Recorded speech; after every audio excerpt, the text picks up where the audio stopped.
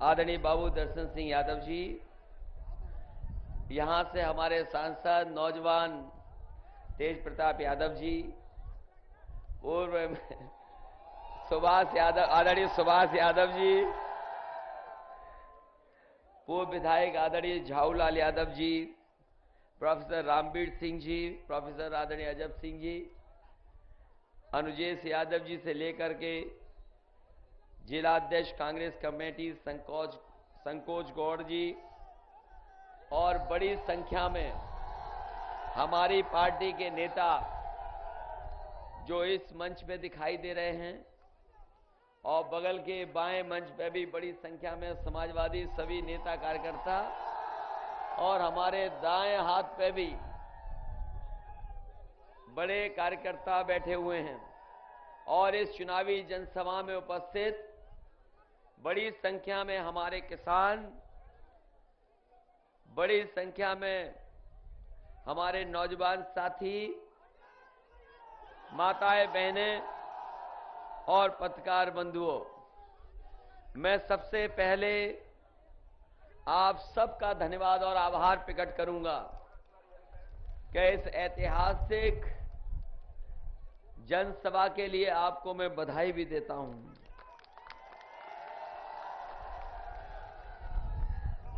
वहीं जहां मैनपुरी में हमें और आपको वोट डालना है और तीसरे चरण का मतदान होने जा रहा है, आपके यहां से लेकर के और लखनऊ तक तीसरे चरण में लोग मतदान करेंगे।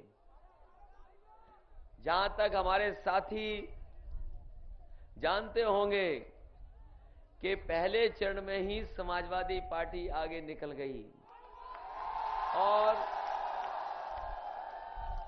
दूसरे चरण में भी समाजवादी पार्टी ही आगे निकली है। अब हमारी और आपकी जिम्मेदारी बनती है तीसरे चरण वालों की, तीसरे चरण वालों की जिम्मेदारी बनती है कि साइकिल की रफ्तार और तेजी से यहां से निकल करके जाए।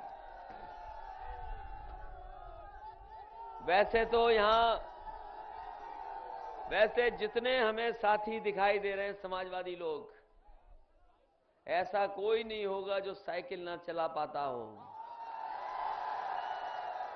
लेकिन इस बात को मैं भी जानता हूं कि जब कभी जोश और उत्साह में हमारे साथी होते हैं तो साइकिल का हैंडल छोड़ करके पैडल मारते हुए भी साइकिल चला लेते हैं। और अगर आपकी साइकिल के साथ कांग्रेस का हैंडल पे हाथ लग जाए तो सोचो साइकिल की रफ्तार क्या होगी। इसलिए साइकिल का मुकाबला अब कोई नहीं कर सकता। और हम तो ये कहना चाहते हैं सबके सामने, हमारे समाजवादी साथी जानते होंगे, कम से कम समाजवादी पार्टी के कामों पर आपको भरोसा है और कोई फैसला सरकार ने लिया होगा तो बिना भेदभाव के समाजवादी पार्टी ने मदद करने का काम किया है। ये जो एम्बुलेंस चल रही है 108, 108 एम्बुलेंस, कम से कम ये भरोसा है लोगों को कि अगर कहीं कोई तकलीफ में है, परेशानी में है, अगर उसने फोन मिला दिया तो उसको एम्बुलेंस मदद करने के लिए उसके गांव में घर पहुंच जाती है। इसी तरह अब व्यवस्था हमने की है, ये पुलिस के लिए भी व्यवस्था यही की हमने। और पहले शिकायत इस बात की ये होती थी कि थाने में फोन नहीं उठता, कोई घटना हो गई तो वो जानकारी मिल गई तब भी पुलिस मौके पे नहीं पहुंचती, तो इसलिए 100 नंबर का हमने इंतजाम किया है। आप दिन में रात में जब चाहो तब फोन मिला लेना, अगर कोई घटना हुई है जानकारी दे दोगे तो 15 और 20 मिनट में पुलिस मौके पर पहुंच जाएगी और आपकी मदद करने का काम करेगी। इस इंतजाम को और बेहतर करना है, इस इंतजाम को और अच्छा इसलिए भी करना है कि इस व्यवस्था से हमारे आम लोगों को लाभ पहुंचेगा और घटना अगर हो जाएगी, जानकारी मिल जाएगी, तो पुलिस भी मौके पे पहुंच जाएगी और मदद करने का काम करेगी, न्याय दिलाने का भी काम करेगी। वहीं हम ये भी कहते हैं कि जो थोड़ी बहुत बुराई है, जो थोड़ी बहुत पुलिस में बुराई है, पुलिस की बुराई, अगर मान लो कुछ लेन देन कर लिया तो ये 100 नंबर आने वाले समय में दिया है। अगर आपने शिकायत कर दी उस पर किसी बुराई की भी, तो आपकी मदद करने का काम और आपका पैसा वापस करने का काम भी ये 100 नंबर करेगा आने वाले समय में। और हम तो कहते हैं कि इससे अच्छी किसी के व्यवस्था हो तो बताए हमें। और आने वाले समय में अगर गांव में किसी की गाय भैंस बीमार हो गई तो फोन मिला देना, डॉक्टर के संग दवाई भी गांव में आएगी और जानवर का इलाज करने का काम भी करेगी। हालांकि वो बात जो ज्ञापन में कही गई है, जो ज्ञापन हमें दिया गया है कि गाय के लिए कोई सुरक्षित जगह और कम से कम सरकार की तरफ से ऐसा इंतजाम हो जाए कि हमारे किसानों को फसल का नुकसान न हो पाए। हम आपको भरोसा दिलाते हैं कि अगर हमारी जानकारी में पहले आ जाता। अभी जब हम पीलीभीत में गए थे, पीलीभीत के लोगों ने शिकायत की कि यहां एक बाघ है, एक टाइगर है जो कि लोगों को खा रहा है। हमने अलग से फोर्स बना करके उसको पकड़वाने का भी काम किया। हम आपको भरोसा दिलाते हैं, सरकारी इंतजाम अगर हमें कोई करना पड़ा और सरकारी व्यवस्था के साथ अगर जमीन लेकर के भी अगर अलग से, क्योंकि शहरों में तो बनी है वो व्यवस्था है कि जो इन गायों के खाने पीने का नहीं मिल पा रहा और जो घूमती रहती हैं उनके लिए शहरों में तो व्यवस्था की है। लेकिन अगर अपने मैनपुरी, करेल, घिरोर अगर इस तरह की शिकायत है तो अलग से एक इंतजाम कर करके उन गायों को वहां रखने का काम करेंगे। साथ ही साथ सरकार की तरफ से उनके लिए चारे का भी इंतजाम करेंगे, जिससे कि हमारी गाय पूरी सुरक्षित बनी रहे वहीं पर। इसलिए कम से कम समाजवादियों के काम पर भरोसा है लोगों को। और हम कहना चाहते हैं कि बताओ, अच्छे दिन वालों ने कितना तकलीफ में डाल दिया सबको। ये अच्छे दिन वाला नारा समाजवादियों का नहीं था, ये नारा समाजवादियों का नहीं था अच्छे दिन का। कभी कभी अखबारों में आप पढ़ते होंगे, बीजेपी वाले कहते हैं कि बताओ कि समाजवादी लोग अच्छे दिन नहीं ला पाए अच्छे दिन। हम तो कहते हैं ये समाजवादियों का कभी नारा नहीं रहा अच्छे दिन वाला। अच्छे दिन वाला नारा तो भारतीय जनता पार्टी के लोगों का था। और अच्छे दिन के बहाने सबको लाइन में लगा दिया, बैंकों के सामने खड़ा होना पड़ गया, पूरा पैसा जमा हो गया। हम तो पूछना चाहते हैं, बताओ किसी पे पुराना 500,000 रुपया बचा हो तो बता दो। और कम से कम बीजेपी के लोगों को अब हिसाब देना चाहिए। कम से कम जो बात कही गई थी कि पैसे में काला धन भी है और ये भ्रष्टाचार का भी पैसा है, अब तो सब पैसा जमा हो गया। अब तो कम से कम बीजेपी के लोगों को हिसाब किताब देना चाहिए कि उनके बैंकों में कितना काला धन आ गया। लेकिन अभी तक कोई हिसाब किताब नहीं दिया इन्होंने। और जो लोग लाइन में लगे थे, कई लगे हुए लाइन वालों की जान चली गई, मरने वालों की कोई मदद नहीं की।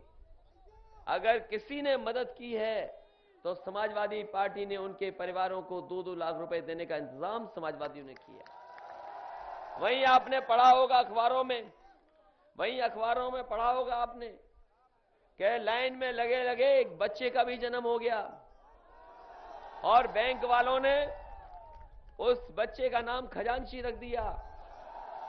मैंने जानकारी करवाई और परिवार के बारे में पता लगवाया तो मोहल्ले का सबसे गरीब परिवार था। उसकी मां को हमने बुलाया और 2 लाख रुपए उसको भी मदद करने का काम समाजवादियों ने किया। कम से कम सरकार मदद कर रही है। और हम तो पूछना चाहते हैं और बताना भी ये चाहते हैं साथियों कि ये पैसा काला सफेद नहीं होता। अगर कोई चीज काली सफेद होती है तो वो हमारा आपका लेन देन काला सफेद होता है। मान लो हमने कोई कारोबार किया, मुनाफा कमाया और टैक्स नहीं दिया तो वो पैसा काला हो गया, और उसी काले पैसे से अगर कोई कारोबार किया, मुनाफा कमाया और हमने टैक्स दे दिया तो वही पैसा सफेद हो गया। हम तो कहना चाहते हैं बीजेपी के लोगों को कि हमारे गांव के मेहनत करने वाले किसान, गरीब, वो तो जानते ही नहीं है काला क्या है सफेद क्या है, वो तो केवल मेहनत करना जानते हैं। मेहनत से कमाए हुए पैसे को भी इन लोगों ने काला और सफेद बता दिया, इसे धोखा दिया, और न केवल आपको धोखा दिया बल्कि देश की अर्थव्यवस्था को भी इन्होंने धोखा देने का काम किया। इसके परिणाम क्या होंगे मैं नहीं जानता, लेकिन कहीं न कहीं देश को बड़े पैमाने पर नुकसान करने का काम इन भारतीय जनता पार्टी के लोगों ने किया है। मैं तो पूछता हूं कि अगर कोई काम किया हो तो बता दें। भारतीय जनता पार्टी के प्रधानमंत्री जी कन्नौज में गए और कहा कि बताओ कि कितनी नासमझी का काम किया कि हमने कांग्रेस से दोस्ती कर ली। हम पे आरोप ये लगता है कि हमने कांग्रेस से दोस्ती कर ली, और मैंने उन लोगों से कहा कि कांग्रेस से इसलिए दोस्ती कर ली कि हमारे लोगों के अंदर कम से कम कंफ्यूजन हट जाए, दुविधा जो थी कम से कम उनके दिमाग से दुविधा निकल जाए। बताओ कंफ्यूजन था कि नहीं कि सरकार बनेगी कि नहीं बनेगी? कम से कम कांग्रेस के साथ समझौता कर करके वो दुविधा हमने बाहर कर दी, मन से वो कंफ्यूजन से निकाल दिया। कभी कभी आरोप ये भी लगता है कि हमने सीटें ज्यादा दे दी कांग्रेस को। मैं तो ये कहता हूं कि समाजवादियों ने सीटें ज्यादा इसलिए दे दी कि समाजवादियों का दिल बड़ा है, और जब दिल बड़ा करके दोस्ती की जाती है तो वो दोस्ती मजबूत होती है। और सोच लो, अगर कभी किसी कंजूस से दोस्ती हो गई तो बहुत दिन दोस्ती चलने वाली नहीं है आपकी। इसलिए सरकार बनाने के लिए और इन सांप्रदायिक ताकतों को हटाने के लिए समाजवादी पार्टी ने समझौता किया है कांग्रेस पार्टी के साथ। वहीं वो याद दिला रहे हैं कि 84 में हमारे बुजुर्ग और हमारे मंच पे बैठे आदरणीय बाबूजी तो सब जानते होंगे, ऐसी कोई राजनीति नहीं होगी जो नहीं जानते होंगे। लेकिन कौन सी बात याद दिला रहे हैं 84 की? हम तो कह रहे हैं कि प्रधानमंत्री 84 क्यों याद दिला रहे हो आप हमें फिरोजाबादी याद दिला देते तो शायद हमें समझ में आ जाती बात। इतना दूर क्यों गए? उनके सलाहकार पता नहीं कैसे हैं। अरे दोस्ती, और कह रहे हैं कि दो कुनबों का गठबंधन हो गया है। हमने कहा कि दो कुनबों का गठबंधन नहीं हुआ है, ये दो युवा नेताओं का गठबंधन समाजवादी पार्टी ने किया है। और फिर इतनी पुरानी बात याद दिलाई है आपने। अगर आपको हमें ही गुस्सा दिलाना था कांग्रेस के प्रति तो इतनी पुरानी बात क्यों याद दिलाई? आप मुझे फिरोजाबाद वाली बात याद दिला देते। क्या फिरोजाबाद में भी तो कांग्रेस ने हमें हराया था, और किसने हराया था? कांग्रेस पार्टी के जो प्रदेश अध्यक्ष उन्होंने हरवाया था। हम कहते 84 की बात क्यों याद दिला रहे हो? हमें तो फिरोजाबाद की याद दिला देते बात।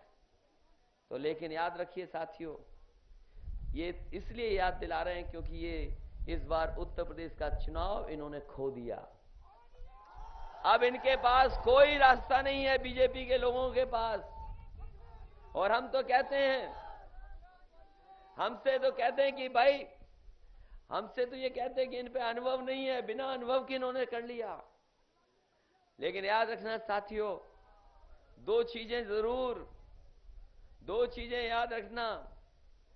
साइकिल तभी सीख पाते हो जब एक बार गिर जाते हो, तभी साइकिल सीख पाते हो।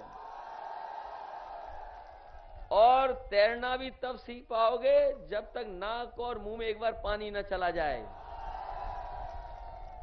कम से कम अब हम साइकिल चलाना तो सीख गए हैं। और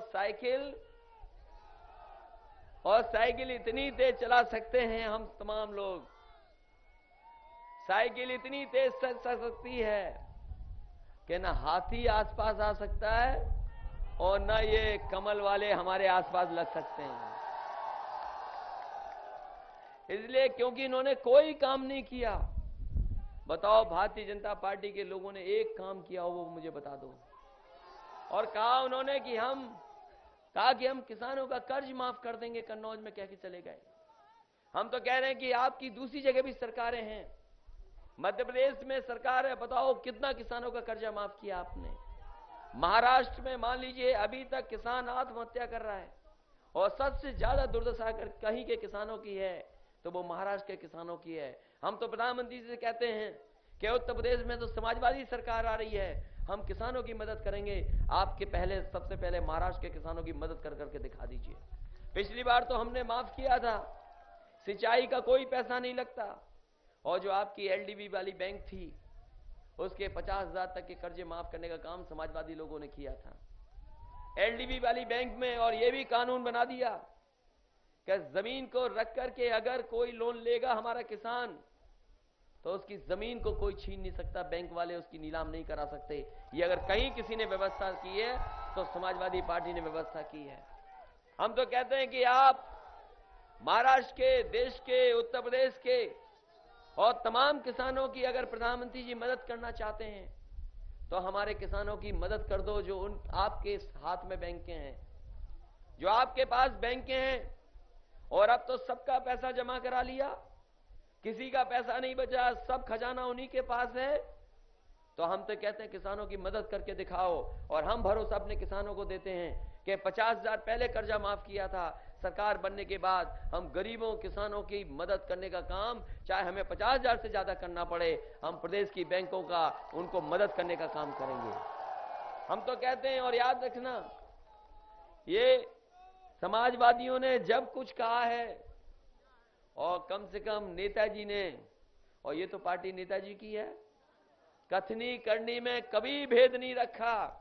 तो समाजवादी पार्टी ने जब भी जो जनता के बीच में वादा कर दिया, उन्हें सत्ता मिली, मौका मिला तो उसको जमीन पर उतार करके अपने लोगों की मदद करने का काम किया। अगर वो हमसे काम पूछते हैं तो हम तो कह सकते हैं, हम तो ये कह सकते हैं जो काम पूछ रहे हैं, तुम्हारी बात आखिरी में कहूंगा मैं, जो हमसे काम पूछ रहे हैं, कम से कम ये अगर आगरा लखनऊ एक्सप्रेसवे देख लें तो शायद उनकी आंखें खुल जाएंगी कि हां, कि समाजवादी लोगों ने क्या काम करके दिखाया है।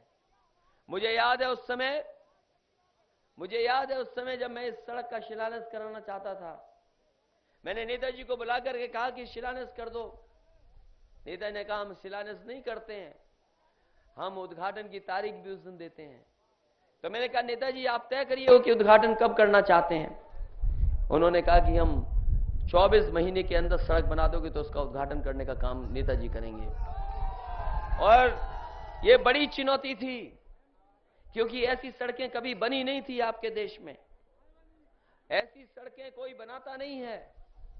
ये सड़कें बनाई जाती हैं दूसरे दुनिया में, जहां पर लोग तरक्की कर गए, खुशहाली के रास्ते पे चले गए, उन देशों में ऐसी सड़कें बनती हैं। मैंने स्वीकार किया और मैंने कहा नेताजी आज शिलान्यास करिए, हम 24 महीने तब होंगे जब आपसे इस सड़क का उद्घाटन कराने का भी काम करेंगे। और मैं कह सकता हूं कि ये सड़क हमारे किसानों ने मदद की, हम उनका धन्यवाद देना चाहते हैं। ये सबसे ज्यादा सड़क की अगर लंबाई कहीं है तो पहले है कन्नौज, फिरोजाबाद और मैनपुरी। इसलिए हम तमाम किसानों जिन्होंने हमारी मदद करने का काम किया इस सड़क बनाने के लिए, मैं उन किसानों का धन्यवाद देना चाहता हूं। और कम से कम समाजवादी पार्टी ने यह व्यवस्था बनाई कि हम किसानों से छीनेंगे नहीं जमीन, 4 गुना अगर मुआवजा भी देना पड़ेगा तो हम किसानों को मुआवजा देकर के जमीन लेने का काम करेंगे।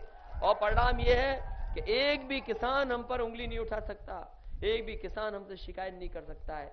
वो कम से कम समाजवादी लोगों ने काम करके दिखा दिया। और 23 महीने के अंदर जब सड़क बना करके तैयार कर दी तो नेताजी से मैंने उद्घाटन करवाया। और जब उद्घाटन हुआ तो एयरफोर्स के सबसे बेहतरीन जो हवाई जहाज होते हैं उस सड़क पर उतार के दिखा दिए। मैं कहता हूं कि देश में अगर कोई एक सड़क हो जहां पर इस तरह का हवाई जहाज उतर सके तो हमें बता दे। और वहीं हम ये भी कहते हैं कि प्रधानमंत्री जी को अगर बीजेपी के लोगों को काम नहीं दिखता, हमारे कारनामे दिखते हैं, तो हम तो कहेंगे कि 19 तारीख को हमारा समाजवादियों का कारनामा देख लेना। और अगर काम देखना है तो हमारी सड़क पे आ जाओ, हमारी सड़क देख लो और केवल 10 किलोमीटर चल के दिखा देना। मैं यकीन दिलाता हूं प्रधानमंत्री जी और भारतीय जनता पार्टी के लोग, जब आप वोट डालने जाओगे तो साइकिल चुनाव चिन्ह पे आप बटन दबा दोगे, क्योंकि देश की सबसे बेहतरीन सड़क बनाई है। और हम नहीं जानते कि इस पे कितनी रफ्तार से आप लोग चले होंगे। मेरा निवेदन यही है कि 90 और 100 से ऊपर मत चलना। इस पर चलने को तो जितनी चाहोगे उतनी रफ्तार से चलोगे। और करेल से लखनऊ हम समझते कितने घंटे में पहुंच जाते होंगे? 2 घंटे में।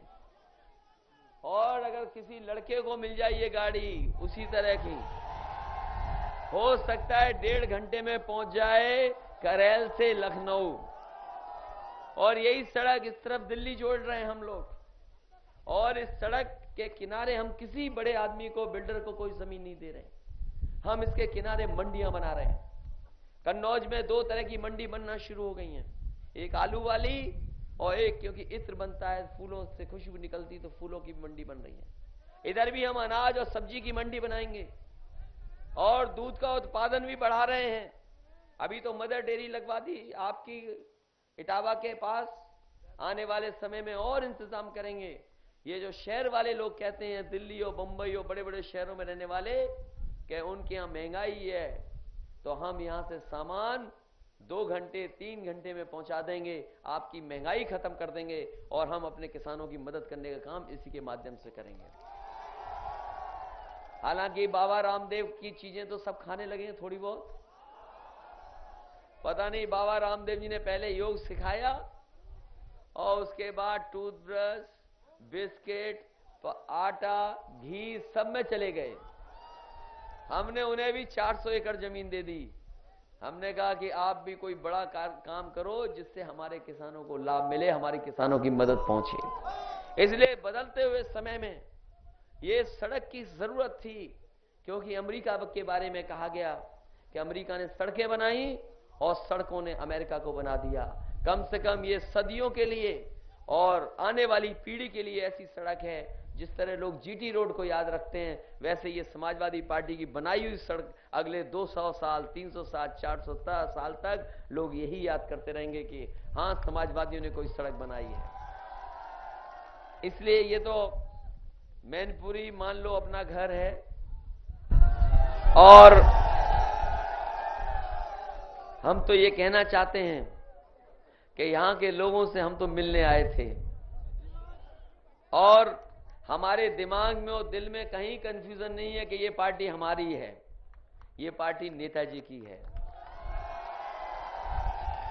लेकिन अगर राजनीति का रास्ता टेढ़ा मेढ़ा है, क्योंकि हमने तो इतना ही सीखा इतने दिनों में कि ये राजनीति का रास्ता बहुत टेढ़ा मेढ़ा है, ऊंचा नीचा है और चलते चलते कब खाई आ जाए पता ही नहीं लगता। इसलिए कम से कम कुछ लोगों ने हमें भी राजनीति में परीक्षा लेने की काम किया, बहुत परीक्षा ली उन्होंने हमारी, लेकिन हम उनको कुछ नहीं कहना चाहते, हम किसी को कुछ नहीं कहना चाहते। वो समय और परिस्थितियां थी जिसकी वजह से मुझे ये फैसला लेना पड़ा। और अगर मैं परिस्थितियों के हिसाब से फैसला ना लेता तो पता नहीं हमारा रास्ता क्या होता, बताओ।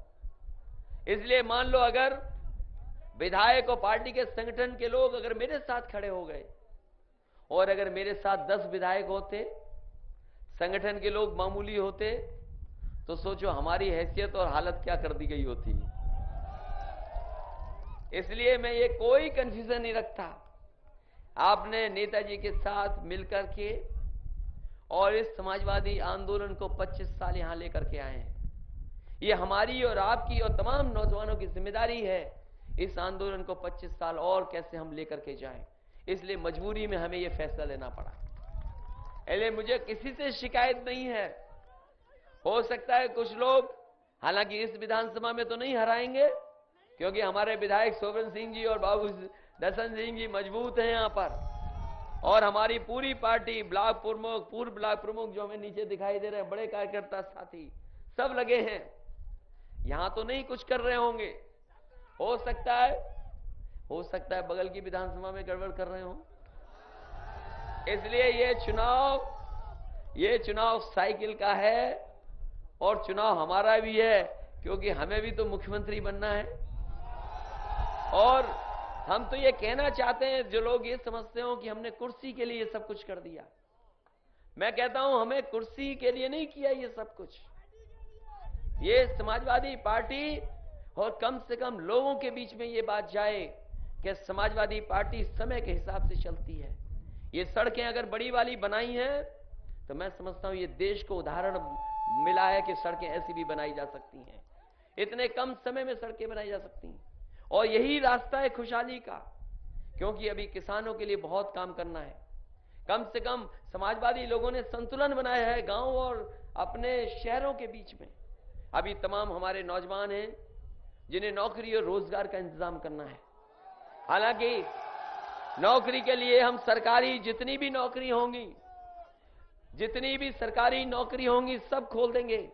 और साथ ही साथ हम नौजवानों को बताना चाहते हैं कि इतना कभी भी आसान पुलिस की भर्ती नहीं की गई होगी जितना समाजवादी पार्टी ने इस बार करने का फैसला लिया है। हमने तय किया है, पहले तो इन नौजवानों को 2-2 परीक्षा लिखनी पड़ती थी। पहली परीक्षा पे दूसरी परीक्षा तब भर्ती होती थी, सिफारिश करनी पड़ती थी तब जाकर के होते थे। हमने अभी भर्ती की है 32,000, और आने वाले समय में जो 1 लाख पुलिस की भर्ती होनी है, मैं नौजवानों को बताना चाहता हूं, आपको एक भी परीक्षा नहीं देनी पड़ेगी। आपको 10वां 12वें नंबर ला करके आप 10वें 12वें नंबर ले आना, आप 10वां 12वां नंबर ले आना और दौड़ के दिखा देना। जो सबसे आगे होगा वो अपने आप पुलिस में भर्ती हो जाएगा, उसको किसी की सिफारिश की जरूरत पड़ेगी। साथ ही साथ ये जो सड़क बन गई है बड़ी, इसके किनारे रोजगार कैसे मिले। तमाम हमारे बच्चे हैं, नौजवान लड़के जो ITI पॉलिटेक्निक पढ़ने के बाद भी बेरोजगार रह जाते हैं। तमाम लोग जो 10वां 12वें के बाद कुछ न कुछ रोजगार करना चाहते हैं। मैं बड़ी ट्रेनिंग की इंस्टीट्यूट बनाने जा रहा हूं। हमने घोषणा पत्र में लिखा है कि रोजगार को देने के लिए, और अगर कोई रोजगार अपनी मर्जी से कुछ करना चाहता है, ये दुनिया की जितनी भी कंपनियां हैं वो अगर देना चाहती हैं किसी को नौकरी, तो जो कौशल विकास केंद्र बनते हैं उससे बेहतर अपने कौशल विकास केंद्र बना करके कम से कम 10वां 12वां पास करने वालों को ट्रेनिंग दे करके, जिससे वो रोजगार कर सकें, नौकरी कर सकें, उसका इंतजाम इस सड़क के किनारे बड़े से बड़े इंस्टीट्यूट बना करके इन नौजवानों को नौकरी और रोजगार देने का काम समाजवादी लोग करेंगे। इसलिए साथियों, इसलिए तमाम साथियों हम कहना चाहते हैं कि ये सड़कें बनी हैं, पुल बने हैं, बिजली का इंतजाम भी हुआ है, एम्बुलेंस भी मिल गई, 100 वाला भी हो गया।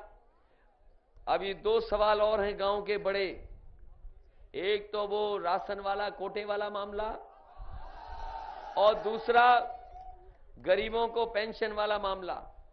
पेंशन काट दी, पेंशन बढ़ा दी, प्रधान बन गया, प्रधान हार गया। राशन वाले मामले में भी है। इसलिए हमें चाहे कोटेदार को अलग से देना पड़े, व्यवस्था करनी पड़े, या तकनीक का सहारा लेना पड़े, हालांकि हमने लखनऊ और शहरों में शुरू कर दिया है, या बड़ी व्यवस्था बनानी पड़े, हम अपने गरीबों को राशन देने का काम करेंगे, उन तक पहुंचाने का काम समाजवादी लोग आने वाले समय में करेंगे। वहीं अभी जो पेंशन मिलती हैं, विकलांग पेंशन अलग तरह की है, विधवा पेंशन अलग तरह की है। हमने कोशिश कर करके समाजवादी पेंशन भी बनाई है बड़े पैमाने पर, और 500 रुपया दे रहे थे समाजवादी पेंशन का।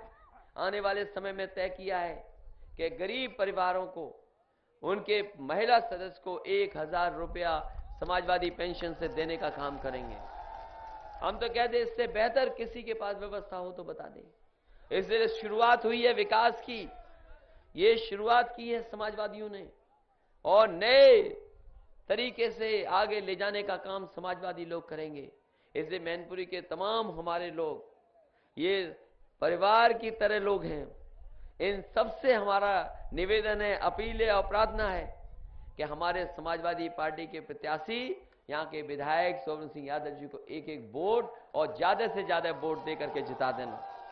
जहां तक राजनीति का सवाल है, जहां तक राजनीति का सवाल है और वोट का सवाल, अगर आपके सभाओं में सपेरे आ जाए तो समझ लो सब वोट आपको मिल रहा है। ये सपेरे भी दिखाई देने लगे हैं। खैर, इन सपेरों ने हमारी बहुत मदद की है लखनऊ में। लखनऊ में जितनी मदद की हम ही जानते हैं या सपेरे जानते हैं। दुनिया का सबसे बड़ा अच्छा पार्क बनाया था हमने लोगों को घूमने और टहलने के लिए। अभी मत बजाओ, कोई आ जाएगा सांप यार, अभी मत बजाओ। इन्होंने बहुत मदद की हमारी। सोचो, अगर सपेरों का भरोसा आपकी पार्टी के प्रति है तो समझ लो हर वर्ग के लोग आपके साथ चलना चाहते हैं।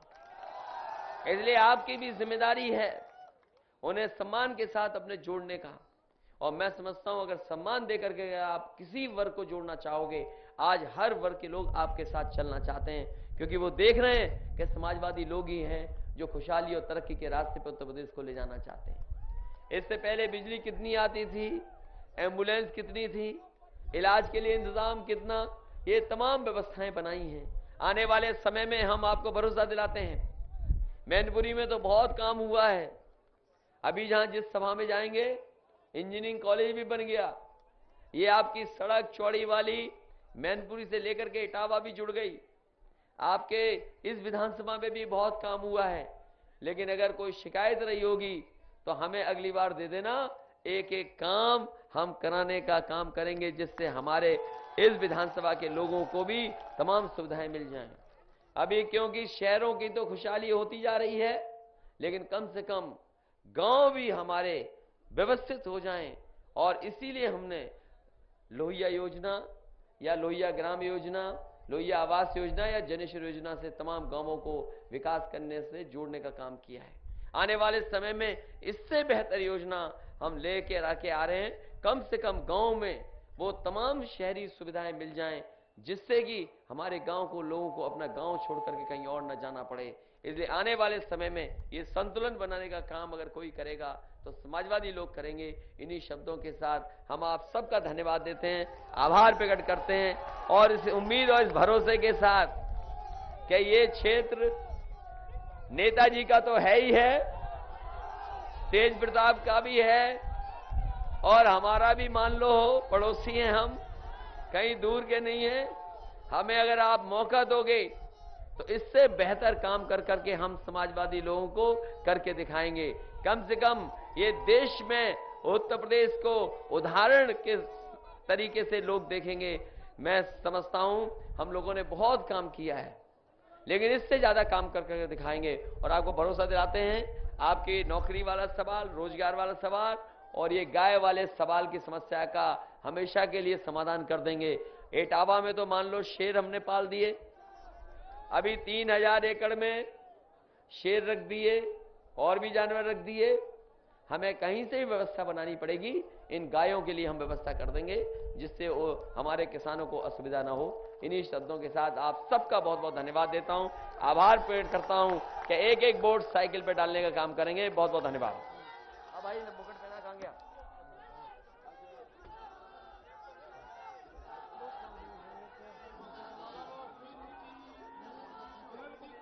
मोबाइल अंदर कर लीजिए, आप ऊपर मना किए तब भी आप टांगे रखें।